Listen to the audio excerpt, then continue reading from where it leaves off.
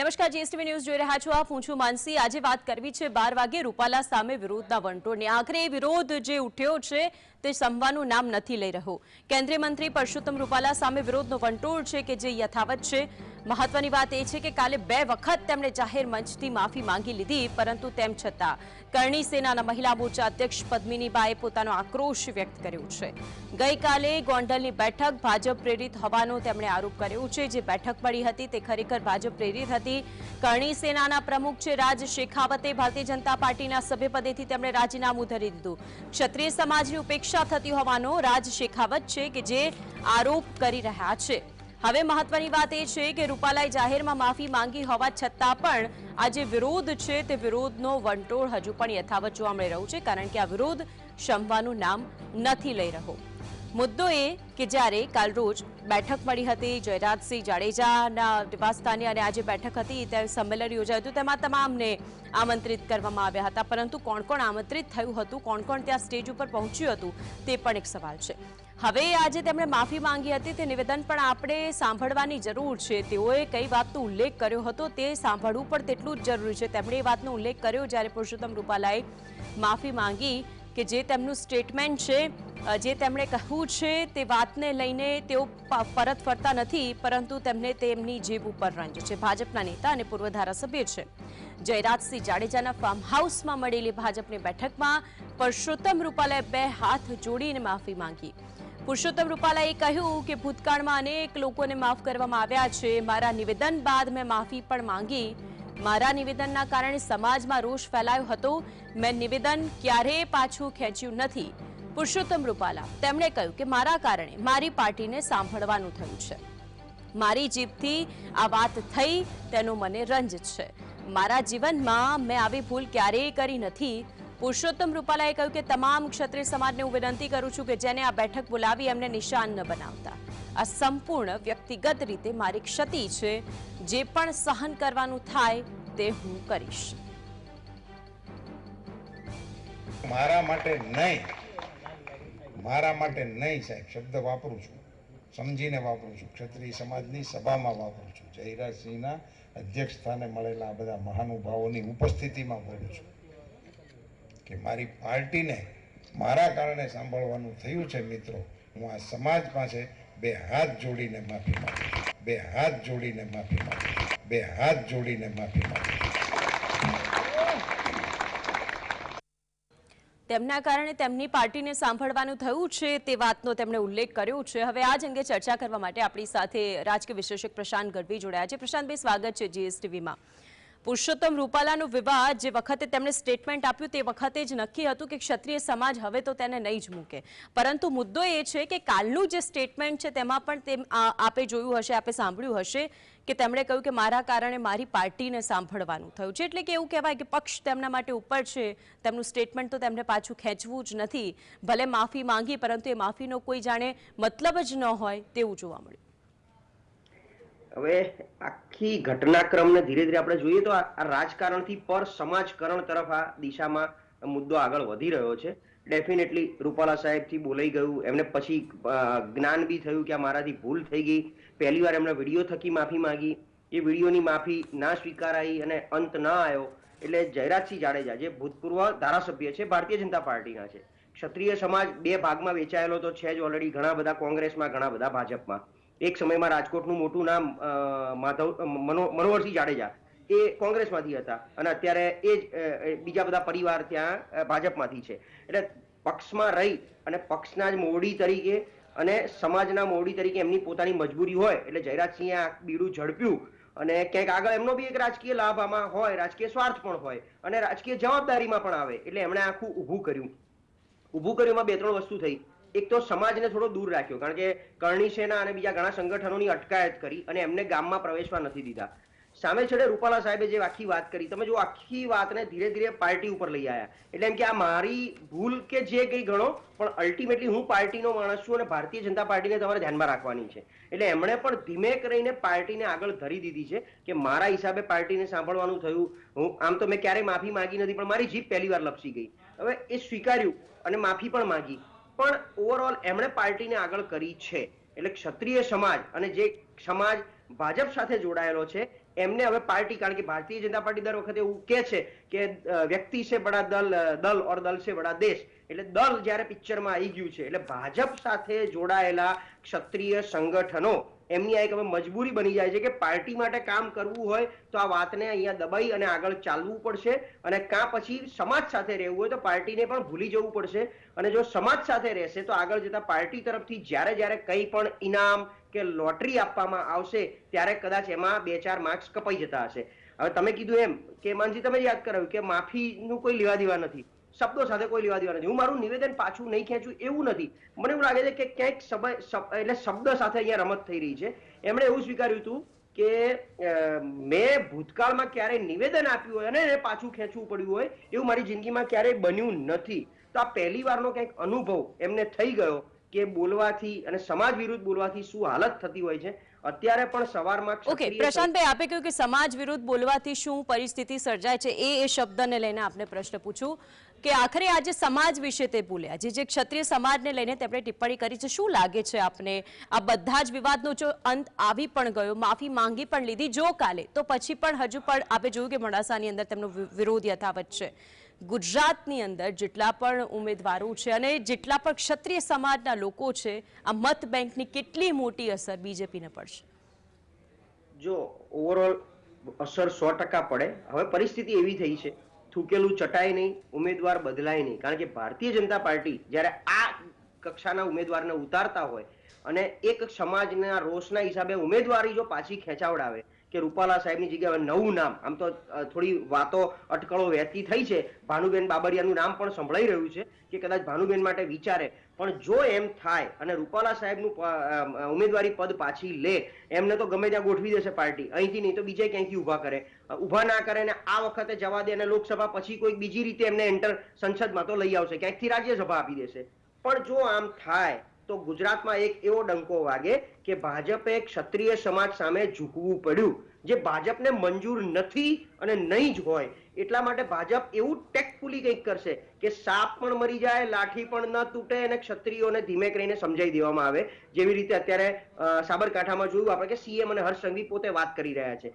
આ બધી પરિસ્થિતિમાં નીચું ન જોવું પડે પાર્ટીએ, રૂપાલાની ઉમેદવારી એ જ રીતે આગળ રહે અને સમાજને ક્યાંક મનાઈ લેવામાં આવે અથવા સમાજને ક્યાંક ફાટા પાડવામાં આવે. જેમ પાટીદાર આંદોલનમાં તમે જોયું કે પાટીદાર આંદોલનના ફાટા પાડી નાખ્યા, ક્યાંક એક બાજુ વરુણ પટેલ, રેશમા પટેલ ભાજપમાં, હાર્દિક પટેલ ને બધા કોંગ્રેસમાં જતા રહ્યા, બધું તીતર ફિતર થઈ ગયું. સમાજ જ્યાં હતો ત્યાંનો ત્યાં રહ્યો, જેને જે કરવું હતું એ કર્યું. જે કોઈ હાર્દિકના સમર્થક હતા એ કોંગ્રેસમાં વોટ કરવા માંડ્યા, વરુણના સમર્થક પ્રશાંતભાઈ, આ જ મુદ્દે આપની પાસે આવું છું. આપણી સાથે રાજ શેખાવત જોડાઈ ગયા છે, કરણી સેનાના પ્રમુખ છે ભારતીય જનતા પાર્ટીના. રાજ શેખાવત, સ્વાગત છે આપનું જીએસટીવીની અંદર. સૌથી પહેલા તો આપે જે રાજીનામું આપ્યું, હવે આ જે રાજીનામું આપ્યું તેનું સૌથી મોટું કારણ તો દરેક જાણે જ છે, પરંતુ આપના રાજીનામા પછી પક્ષ તરફથી શું આપને કંઈ કહેવામાં આવ્યું ખરું?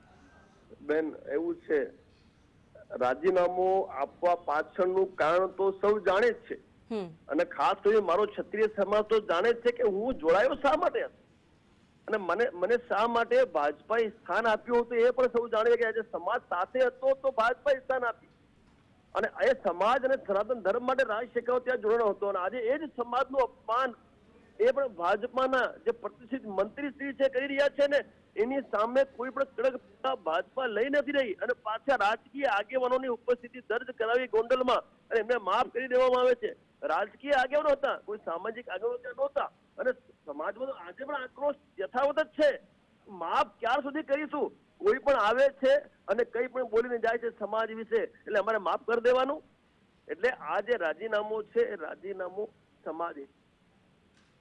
ઠીક છે, અહીંયા પ્રશ્ન એ પણ થાય કે પાર્ટીમાંથી હજુ સુધી કોઈ જ પ્રકારનો ઠોસ કદમ નથી ઉઠાવવામાં આવ્યો, કોઈ નિર્ણય નથી લેવામાં આવ્યો અને તે મુખ્ય કારણ હોઈ શકે આપના રાજીનામાનું?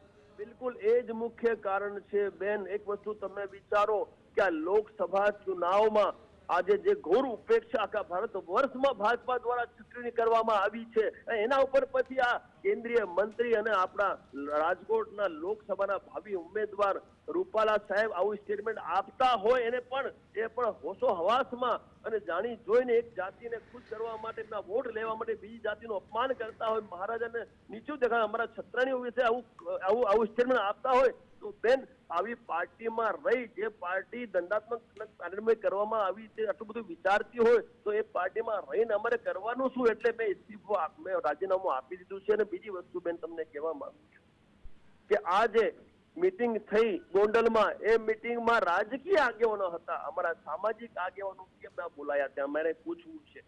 રાજકીય આગેવાનો એટલે આ તો ભાજપાના જ રાજકીય આગેવાનો ઉપસ્થિત રહ્યા અને રૂપાલા સાહેબને માફી પણ આપી દીધી.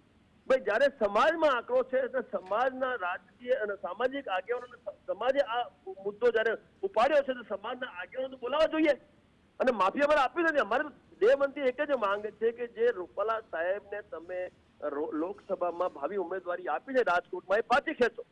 એ જ અમારી માંગ છે. દંડાત્મક કાર્યવાહી માટે અમે માંગ કરી છે કે ભવિષ્યમાં આવી ઘટનાનું પુનરાવર્તન કોઈ પણ રાજકીય આગેવાન કરતા પહેલા 50 વાર વિચારે. એટલે અમે તો આ કર્યું. એક વસ્તુ બીજી કહેવા માંગુ છું, પણ કાલે તો રાજકોટ જે ગોંડલમાં સંમેલન મળ્યું તેમાં તો તેવું કહી દેવામાં આવ્યું કે આ વિવાદનો અંત અહીંથી જ આવે છે. જયરાજસિંહ જાડેજાનું જે નિવેદન હતું તેને લઈને આપની શું પ્રતિક્રિયા છે? કારણ કે આપે કહ્યું કે અમને કોઈને તો નિમંત્રણ આપવામાં આવ્યું જ નહોતું, ફક્ત અને ફક્ત રાજકીય આગેવાનો હતા. મારી વાત સમજો, જે માફી આપી છે ભાજપાના રાજકીય આગેવાનોએ આપી છે. સામાજિક આગેવાન જે છે સમાજના આગેવાન છે એ સમાજના આગેવાનો આજે પણ આક્રોશમાં છે ને આમના જે માફીનામાને અમે સ્વીકારતા નથી બેન. મેં સીધી વાત કરી, રાજકીય આગેવાનોએ એ પણ ભાજપાના રાજકીય આગેવાનો ભેગા થયા અને એમને માફી આપી છે. એટલે આક્રોશ યથાવત છે અને આક્રોશ યથાવત રહેશે જ્યાર સુધી અમને ન્યાય નહીં મળે. બીજી વસ્તુ કહેવા માંગુ છું બેન, રાજકોટ લોકસભાના ભાવિ ઉમેદવાર છે, જીતીને બતાવે. ત્યાં લાખોની સંખ્યામાં ક્ષત્રિયો છે બેન, ક્ષત્રિયો લાખોની સંખ્યામાં છે બેન, એક બે નહીં લાખોની સામાન્ય ક્ષત્રિયો પણ છે ને મારા ઓફિસનો લાભ લેનાર પણ ક્ષત્રિયો ત્યાં છે, લાખોની સંખ્યામાં છે. અને વોટની ભાષામાં અમે જવાબ આપવા માટે તૈયાર છીએ. જેને જે ભાષામાં જવાબ જોઈએ એને જવાબ આપીશું, પરંતુ ભવિષ્યમાં આવી ઘટનાનું પુનરાવર્તન ના થાય એ હવે અમે 1,00,000% સુનિશ્ચિત કરીશું.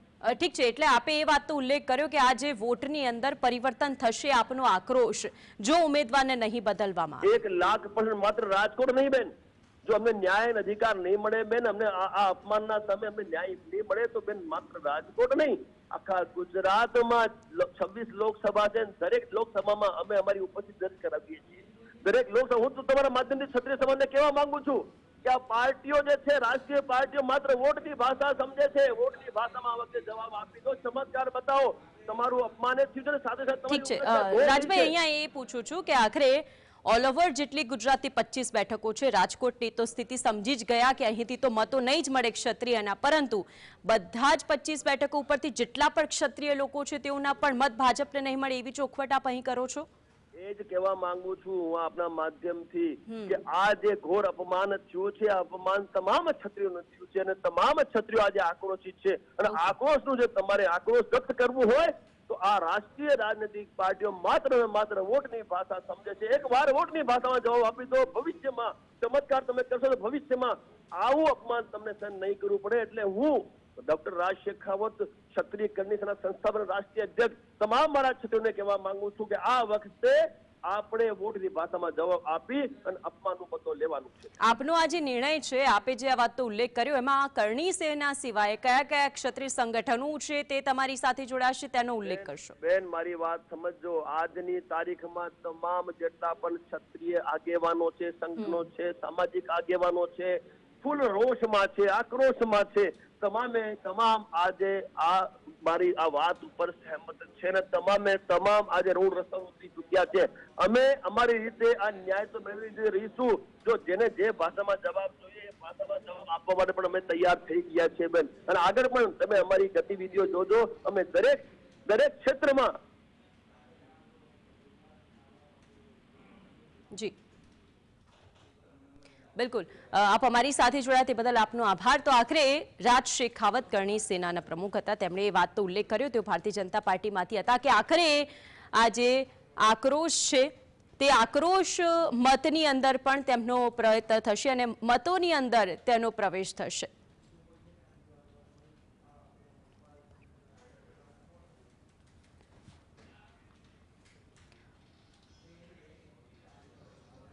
તો યુવરાજસિંહ પરમાર આપણી સાથે જોડાઈ ગયા છે. યુવરાજસિંહ, સ્વાગત છે આપનું GSTVની અંદર. અત્યારે આ જે ક્ષત્રિય સમાજનો આક્રોશ જોવા મળી રહ્યો છે અને મુદ્દો એ છે કે આ બધું જ ઠમ ઠેકાણે પાડવા માટે પાર્ટી કેવા કેવા પ્રયત્નો કરશે તે પણ એક સવાલ છે.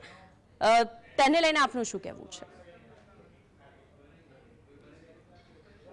પાર્ટીએ સમાજને સાથે એવા બધા પ્રયાસો કરવાના બધું રાજકારણ તમે જો કઈ દિશામાં છે અત્યારે આ વિષય ખરેખર હોવાનો જે આ ક્ષત્રિયોનો એક આંતરિક વિષય તો છે, પણ એ પોલિટિકલી એને ટર્ન કરવાની કોઈ કોશિશ કરતું હોય તો એ બિલકુલ મારા ખ્યાલથી આ બિલકુલ સીધું સિમ્પલ છે કે ભાઈ જે પ્રજાના પ્રતિનિધિત્વ માટે તમે કોઈ વ્યક્તિને ઉભો રાખો છો એ અમારે એવી પ્રતિનિધિ નથી જોઈતી જે અમારી અસ્મિતાને અને અમારી અસ્તિત્વને સ્વીકાર કરતું હોય, ન સ્વીકાર કરતું હોય. તો એવી કોઈ વ્યક્તિ જે પ્રતિનિધિ બનવાની કોશિશ કરે તો એના પ્રતિનિધિ તરીકે પહેલાથી જ આ હરાવવાનું ને તોડી નાખવાનું આને આવું બધું કરવાની કોઈ જરૂરત નથી. 70-80% જે વોટ છે બીજેપીમાં જાય છે ક્ષત્રિય સમાજના, તો ક્ષત્રિય સમાજ જે બીજેપી પાસે ન માગે તો કોની પાસે માગે? તમે કહો આજે ઘરની સંસ્થા છે, લોહી રેડ્યું છે, આટલા લોકો આટલા વર્ષોથી જે બીજેપી ને ગુજરાતમાં ઉભું કરવામાં કેટલા ક્ષત્રિય નેતાઓનો હાથ છે. આજે બધાને સૌહાર્દપૂર્ણ વાતાવરણ ઉભું કરવું આટલા દિવસથી, તો નરેન્દ્ર મોદી સાહેબની સફળતામાં પણ ક્ષત્રિય સમાજનો ભારે હાથ છે. તો આ જે માંગણી જે છે પોતાના ઘરની તો કોંગ્રેસ પાસે કે બીજી કોઈ પાર્ટી પાસે થોડુંક ક્ષત્રિય સમાજ માંગણી કરવા જશે. તમારી સાથે રહ્યો તો તમારી પાસે માંગણી કરશે ને. અને સન્માન પરસોત્તમ રૂપાલાજીને તમે મોવડી મંડળમાં જેમ બધાને સ્થાન આપો એમ આપો, તમે બીજા પક્ષના હોદ્દા આપો, તમારે જે કરવું હોય કરો, એમને જે પણ હોદ્દા આપો, પણ એમને જે છે એ રાજકોટના ક્ષત્રિય સમાજના પ્રતિનિધિત્વ કરવા માટે પ્રતિનિધિ તરીકે આ ક્ષત્રિય સમાજ સ્વીકારવા તૈયાર નથી. એ બિલકુલ હકીકત છે, જે ગ્રાઉન્ડ લેવલે પહોંચી ગયેલી વાત છે. ઠીક છે, પ્રશાંતભાઈ આપની પાસે આવું છે. રાજ શેખાવતનો ફોનો આપે સાંભળ્યો હશે, તેમણે કઈ વાતોનો ઉલ્લેખ કર્યો એ પણ આપે સાંભળ્યું હશે. એમણે કહ્યું કે આખી વાત ઉપરથી નિષ્કર્ષ એ નીકળ્યો કે તેમના માટે પાર્ટી મહત્વની નથી, સમાજ સર્વોપરી છે. એ સમાજ જેના માટે તેઓ લડી રહ્યા છે તેમણે રાજીનામું આપી દીધું. એ સમાજના મતો આખરે આજે ઇલેક્શન આવે છે તેની અંદર ચોક્કસથી વિભાજિત થતા જોવા મળશે. એટલે આપણે પહેલા પણ વાત થઈ કે ટોટલ ક્ષત્રિય સમાજનો વોટ શેર જે છે આખા ગુજરાતમાં જ્યાં બી હોય, કારણ કે આ સમાજ ઉપર વાત આવીને અટકેલી છે. આ કોઈ એક કોન્સ્ટિટ્યુઅન્સી એક લોકસભા ઉપર આવીને અટકી નથી. એટલે સામાજિકરણ જે, અને બીજું ગઈકાલની મિટિંગ પછી સામાજિકરણ વધ્યું. એકચ્યુઅલી જો આ મિટિંગ ના થઈ હોત તો કદાચ ક્યાંક મને લાગે છે નાનો મોટો આના એટલે આટલો પડઘો ના પડત. પણ ગઈકાલે જે મિટિંગનું જે આયોજન કરવામાં આવ્યું અને એક જ પાર્ટીના, મારે એવું પૂછવું છે, ખરેખર મારે બી આ પ્રશ્ન કરવો છે કે જો આ સમાજની મિટિંગ હતી તો શક્તિસિંહ ગોહિલ એમાં કેમ હાજર નહોતા? એક ક્ષત્રિય તો છે ને, કોંગ્રેસ તો પછી છે, એ કોંગ્રેસના પ્રદેશ પ્રમુખ તો પછી છે, પહેલા એ સમાજના વ્યક્તિ છે, તો આમાં શક્તિસિંહ ગોહિલ કેમ નહોતા? બીજા કોંગ્રેસી જેટલા પણ ક્ષત્રિય આગેવાનો છે કેમ નહોતા? એટલે માત્ર અને માત્ર આમાં શું હોય, પાર્ટીની દ્રષ્ટિએ પાર્ટીએ જવાબદારી આપી હતી. જયરાજસિંહ જાડેજા હોય, કિરીટસિંહ રાણા હોય, બીજા બધા જે નેતાઓ છે, સામાજિક નેતાઓ પણ છે અને ભાજપના નેતાઓ છે, એમને પાર્ટી તરફથી જવાબદારી કે હવે આ વિવાદને સમાવવાનો છે, તમારી જવાબદારી છે, તમારે જે કરવું હોય એ કરી લો. એમને ઉપરથી આવો મેન્ડેટ આવ્યો હોય એટલે એમણે એના ભાગરૂપે આ મિટિંગનું આયોજન કર્યું અને એમાં બધાને જાહેર કરી દીધું. કારણ કે અત્યારે શું છે, ભાજપનો સિક્કો છે, એટલે ભાજપ એમ કે ભાજપના મંચ ઉપરથી બોલાય એટલે આ વસ્તુ અહીંયા પૂરી થઈ જાય છે. હવે સમાજે આને કેટલું સ્વીકાર્યું છે? સમાજે જયરાજસિંહ જાડેજાને સામાજિક આગેવાન તરીકે કેટલા સ્વીકાર્યા છે કે ભાજપના આગેવાન તરીકે સ્વીકાર્યા છે, એ હવે આગામી સમયમાં જ્યારે પાટીદાર સમાજનો આક્રોશ જોવા મળ્યો હતો અને તે સમય પર બે ફાટા પડી ગયા હતા. આ વખતે પણ એવું જ થયું, કારણ કે ગોંડલની અંદર રાજકીય આગેવાનોને બોલાવ્યા, સામાજિક આગેવાનોને દૂર અંદર આવવા પણ ન દીધા. શું આપને લાગે છે કે એક સાથે નીકળેલા લોકો, આપણે ઇતિહાસ પર જોઈ ચૂક્યા છે કે ભારતીય જનતા પાર્ટી નમતું તો નહીં જ ઝૂકે, ત્યારે આજે બે ફાટા પડશે તેની અંદર આખરે કોનો ભોગ લેવાઈ જશે, કોનો સ્વાર્થ નીકળી જશે અને આ જે આખું વંટોળ છે તે વંટોળ શું સમી જશે ખરું? ભાગલા પાડો અને રાજ કરો, બેના બટવારા. તો રાજકોટ અને સૌરાષ્ટ્રની ભૂમિ ઉપર કેટલાય ક્ષત્રિય આગેવાનો જે ભાજપની સીટ ઉપરથી છેલ્લા 30 વર્ષમાં ચૂંટાઈને આવ્યા છે, મંત્રી પણ રહી ચૂક્યા છે અને હાલમાં પણ ઘણો એવો એમને ભાગ આપેલો છે. એટલે એ પ્રમાણે ભાજપ એમને જવાબદારી આપશે અને બે ફાટા પાડી નાખશે. નહીતર જો સામાજિક જો જયરાજસિંહે ત્યારે બી કેવું દીધું હતું કે બહાર જે ઉભા છે, જેમને અંદર નથી આવવા દીધા, એ અમારા સમાજના છે, એમને એટલીસ્ટ એટલે આ વિરોધ ન થાય, આમ આ પાર્ટીનો કાર્યક્રમ હતો એવું સ્પષ્ટ અત્યારે બહાર આવે છે. કારણ કે જો સમાજનો પ્રોગ્રામ હોત તો બધા જ એમાં હાજર હોત. એટલે ભાજપે જવાબદારી સોંપી છે અને ભાજપે ભાગલા પાડવાનું કામ ચાલુ કરી દીધું છે, જેવી રીતે પાટીદારનું કર્યું હતું. અને રૂપાલા સાહેબને નહીં બદલે, કારણ કે જો બદલે તો એવું જાહેર થઈ જાય કે ભાજપ ક્ષત્રિય સમાજ સામે ઝૂકી ગયો, જે ભાજપને મંજૂર નથી. એટલે હવે જે બચ્યા છે સંગઠનોના અમુક ભાગ, એમને થોડું ઘણું જે કરવું એ કરે, એમને પર્સનલ લેવલ પર ખેંચાવો અને અમુક મોટા નેતાઓના ફોન કરાવીને ત્યાં એમને મોકલીને બેઠકો કરાવીને અને સમાવો, કાં તો એ વોટિંગ સુધી ન પહોંચી શકે એવો પ્રયત્ન કરીને પણ વોટિંગમાં નુકસાન ના થાય એનું ભાજપ ધ્યાન રાખશે.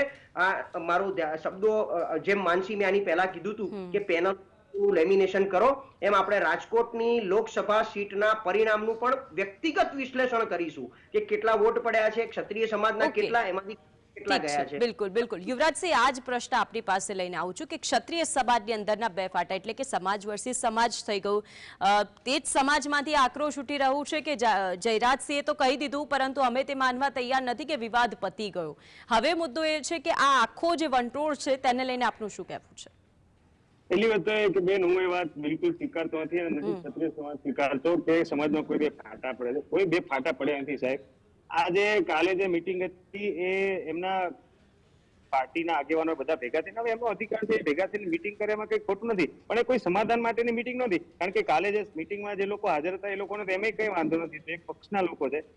સમાધાન કેની સાથે થાય? જેને વાંધો હોય એની સાથે થાય. તો જે લોકોનો વાંધો હતો એ લોકો મીટિંગમાં નહોતા અને જેનો વાંધો નહોતો એ લોકો મીટિંગમાં હતા. તો એમણે, અને તમે ખાસ કરીને એમની જો સ્પીચ સાંભળી હોય પરસોત્તમ રૂપાલા સાહેબની, તો એમની સ્પીચમાં એમણે એવું કીધું હતું કે મારે કારણે મારી પાર્ટીને સાંભળવું પડ્યું એટલે હું બે હાથ જોડીને નથી માંગુ. તો મતલબ એ માફી પાર્ટીની માંગી રહ્યા છે, કોઈ ક્ષત્રિય સમાજની માફી નહીં. ક્ષત્રિય સમાજ પાસે માંગી રહ્યા છે પણ એ પાર્ટી પાર્ટીને લગતી માફી છે. મારા કારણે પાર્ટીને આટલું બધું સાંભળવું પડ્યું, આટલું બધું નીચું જવું પડ્યું, એમને દુઃખ થયું, સ્વાભાવિક વાત છે, દુઃખ થાય. અને એના માટે એમની પાર્ટીએ નિર્ણય કરવાનો, એના ક્ષત્રિય સમાજને એની સાથે કઈ લેવા દેવા નથી. એ જે મીટિંગ હતી એને એમાં ભાગલા તરીકે પણ નથી જોતા.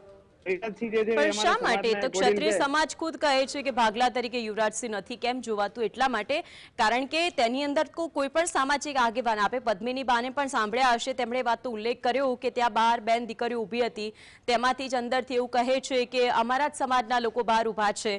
હવે આ રાજકીય પ્રોગ્રામ હતો અને આજે લોકો એમની સાથે જોડાયેલા છે. જયરાજસિંહના નિવેદન પછી તો આ બધું શાંત પડી જવા જેવું હતું, તો શા માટે આપ એ વસ્તુનો ઉલ્લેખ કરી રહ્યા છો કે ભાઈ ત્યાં ફાટા નથી પડ્યા? ફાટા એટલા માટે હું તમે આ ફાટા પાડવાની જે આખી સ્ટ્રેટેજી દેખાડવામાં, આખી વાત જે છે ક્ષત્રિય વચ્ચે ક્ષત્રિય કરવા જઈ રહી છે, બહુ સ્ટ્રેટેજીકલી થઈ રહ્યું છે મને એવું લાગે છે. પણ હું તમને કહું, આ વાત કોઈ ક્ષત્રિય સમાજ, જયરાજસિંહ પરમાર, જયરાજસિંહ જે જાડેજા છે એ અમારા સમાજના એક વડીલ આગેવાન છે. એમને જે છે એમની વફાદારી છે, એ પણ એમનું એક શાસ્ત્રત્વ છે કે એમની જેની સાથે ઉભા છે, જે લોકો એમને વોટ આપે છે એની સાથે એમને ઉભું રહેવું, એમની સામાજિક એ લડે છે એમની રીતે.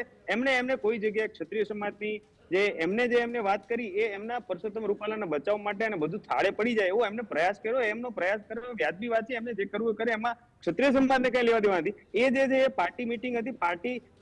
ભારતીય જનતા પાર્ટીને તમે જો જોયું હોય તો એ લોકોનું આખું ફોર્મેશન જ એ રહેતો હોય છે કે બધા સામાજિક આગેવાનોને ભેગા કરીને પાર્ટી બનાવે છે કે આ જૂથવાદને રિલેટેડ આ લોકોની વિચારધારા જે કોઈ હોય એની સાથે ક્ષત્રિય સમાજને કઈ લેવા દેવા નથી. પણ ટૂંકમાં એ જે છે ક્ષત્રિય સમાજની મીટિંગ હતી. ભારતીય જનતા પાર્ટીની અંદર સમાજના આગેવાનો ભેગા થઈ અને મનન ચિંતન કરતા હતા કે આપણે આ વાતને ભૂલવાડી દેવી જોઈએ અને પૂરું થયું જોઈએ. ક્ષમા જે છે ક્ષત્રિયનો ધર્મ છે અને એ વાત સાથે બિલકુલ હું એગ્રી કરું છું. ક્ષમા જે છે ક્ષત્રિય સમાજનો ધર્મ છે અને અમે પરસોત્તમ રૂપાલા સાહેબ વ્યક્તિગત રીતે અમારે એમની સાથે કોઈ વાંધો નથી. એમની અંદર જે વિચારો ભરેલા છે, એમની અંદર જે ઊંચ નીચના, એમની અંદર જે તુચ્છતાના, કોઈને શ્રેષ્ઠતાના અને જે ભેદભાવના અને દ્વેષપૂર્ણ ભાવનાના જે વિચારો છે એનો અમારે વિરોધ છે. અમે એને પ્રતિનિધિ તરીકે સ્વીકારવા તૈયાર નથી, વ્યક્તિ તરીકે અમે એમને સ્વીકારવા તૈયાર નથી. એવું કોઈ જગ્યાએ આગેવાન બોલ્યું નથી. પરસોત્તમ રૂપાલા સાહેબ અમારા ઘરે આવે, વડીલ છે, અમે એમને જમાડ પાછા મોકલશું, પણ એ અમારા પ્રતિનિધિ અમારે નથી જોઈતા. વાત એમ છે આખી. એટલે આને કોઈ વર્સિસ કે ક્ષત્રિય સમાજ વર્સિસ એવું કઈ છે નહીં.